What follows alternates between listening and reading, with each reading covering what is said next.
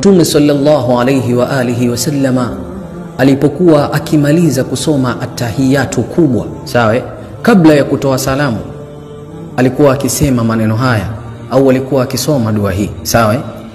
Allahumma ighfir li ma qaddamtu wa ma akhartu wa ma asrartu wa ma a'lantu wa ma asraftu wa ma anta a'lamu bihi minni anta al-muqaddimu wa anta al-muakhiru la ilaha illa anta.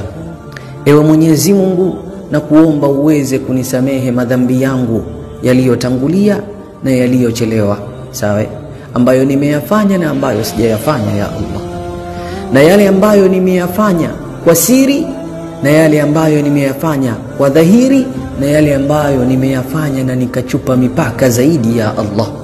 Nisamehe Mola wangu, na yale ambayo unayatambua kwangu mimi ambayo mimi sijui kama nimekosea, sawa. Wewe ndiye wa kuweka mbele na wewe ndiye wa kuweka nyuma.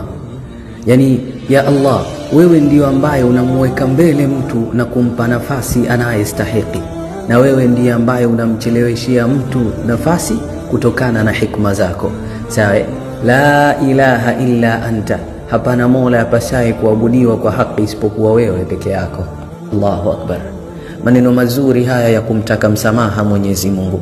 Sasa tujitahidi kusoma maneno haya, sawa, wala tusiache kabla ya salamu kusoma maneno haya mazuri, sawa.